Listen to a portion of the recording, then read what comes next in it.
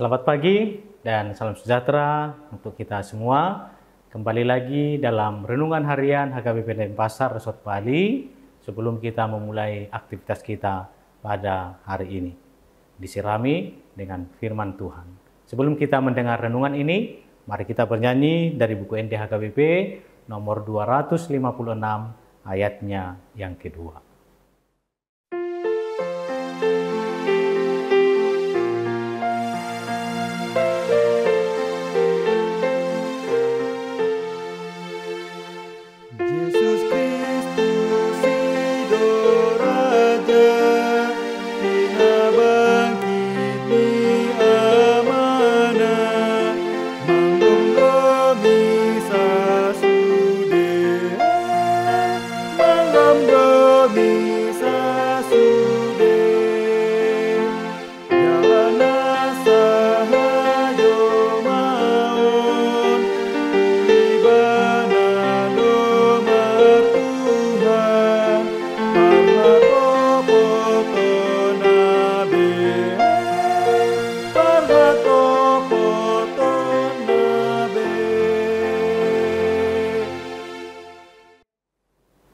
Kita berdoa. Damai sejahtera Allah yang melampaui segala akal, itulah kiranya menguasai hati dan pikiranmu di dalam Kristus Yesus Tuhan kita. Amin.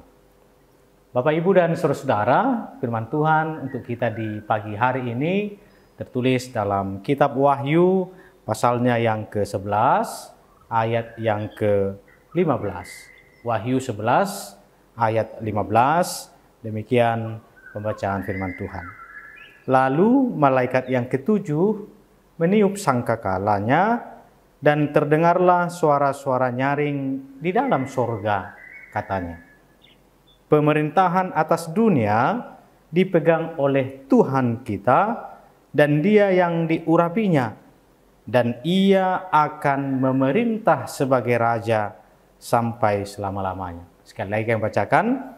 Lalu malaikat yang ketujuh meniup sangkakalanya dan terdengarlah suara-suara nyaring di dalam sorga, katanya, pemerintahan atas dunia dipegang oleh Tuhan kita dan Dia yang diurapinya, dan Ia akan memerintah sebagai Raja sampai selama-lamanya. Bapak, Ibu, dan saudara-saudara yang terkasih, awalnya pembaca dari kitab Wahyu ini adalah orang-orang Kristen pada saat itu yang mengalami penderitaan karena iman kepada Kristus. Orang-orang yang mengalami penderitaan karena iman mereka. Pemahaman bahwa Kristus adalah penguasa yang mutlak, Raja yang kekal sampai selama-lamanya, yang dituliskan dalam kitab Wahyu ini tentu akan menumbuhkan sebuah pengharapan dan menjadi penghiburan serta menjadi kekuatan di dalam situasi penderitaan karena iman kepada Kristus.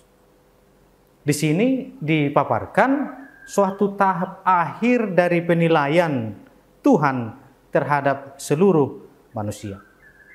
Penghakiman terakhir di mana semua orang yang tidak percaya akan dilemparkan ke dalam neraka yang kekal. Orang yang tidak percaya kepada Tuhan Yesus akan memiliki buah kehidupan yang buruk dan selalu mendukakan hati Tuhan, dan ini merupakan bukti dari manusia itu tidak membuka hatinya kepada Kristus. Ada 3 bagian hal yang digambarkan bersamaan dengan nas ini. Kalau kita lihat misalnya di Wahyu 6, di Wahyu 8, diceritakan tentang ke-7 meterai. Di Wahyu 8, di Wahyu 11, diceritakan tentang 7 sangkakala dan merupakan bagian nas kita hari ini. Dan di Wahyu pasal yang ke-16, diceritakan tentang 7 cawan. Ini adalah model atau gambaran tentang penghakiman yang akan diberikan oleh Tuhan kepada manusia. Penghakiman ini semakin dahsyat dan akibatnya makin parah seiring dengan makin dekatnya akhir zaman itu. Ketujuh meterai, tujuh sangkakala, dan ketujuh sawan berhubungan antara yang satu dengan yang lain. Meterai yang ketujuh misalnya, ini memperkenalkan tujuh sangkakala, dan sangkakala yang ketujuh memperkenalkan tentang cawan sebagai gambaran dari penghakiman Allah di akhir zaman. Yang mau kita lihat Bapak Ibu Saudara dari nas ini adalah ada sebuah otoritas Allah yang tidak bisa dijangkau dan diganggu gugat oleh manusia atas alam dan semesta serta segala ciptaannya. Dan ini menjadi sentral. Ketika berbicara tentang kerajaan, kekuasaan, dan kemuliaan Allah, ada satu hal yang menjadi sentral yang harus kita pahami, yakni tentang otoritas Allah. Itu mutlak, tidak boleh diganggu gugat. Manusia harus mempertanggungjawabkan semuanya kepada Allah, bukan kepada dirinya sendiri. Tidak ada manusia yang bisa terlepas dari pengadilan Allah. Semua harus melewatinya dan semua harus menghadap akan pengadilan Allah itu. Tapi apa yang mau kita lihat dari nas ini? Ketika dikatakan bahwa Tuhan kita memerintah sebagai raja sampai selama-lamanya, sebagai orang-orang percaya akan otoritas Allah, hidup kita harus dipenuhi dengan pengharapan. Pengharapan bahwa ketika pengadilan Allah itu tiba, kita adalah bahagian dari orang-orang yang diselamatkan, sebab kita senantiasa menjadi orang-orang percaya yang tidak mendukakan hati Tuhan.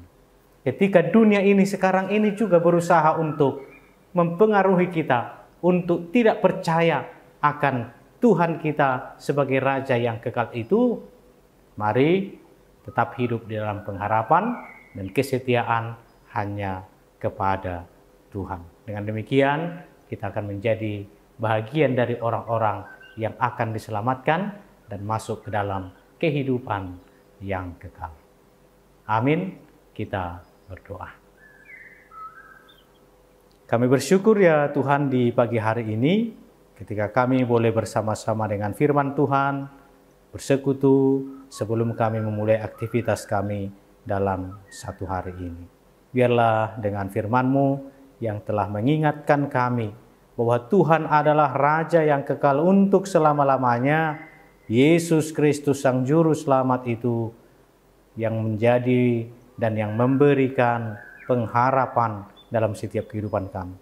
Pengharapan ketika kami menjalani kehidupan di tengah-tengah dunia yang tidak pasti ini. Tapi Tuhan yang pasti, yang penuh kemuliaan dan kekal sampai selama-lamanya menjadi pengharapan kami. Ajar kami senantiasa setia hanya kepada Tuhan saja. Kami serahkan aktivitas kami pada satu hari ini hanya ke dalam tangan Tuhan saja. Kami serahkan tubuh, jiwa, dan roh kami di dalam nama Yesus kami berdoa. Amin. Demikian Bapak, Ibu, dan saudara-saudara, renungan harian kita untuk pagi hari ini. Selamat beraktivitas, senantiasa Tuhan yang memberkati. Sampai jumpa untuk renungan harian AKBP Denpasar besok Bali di esok pagi. Shalom.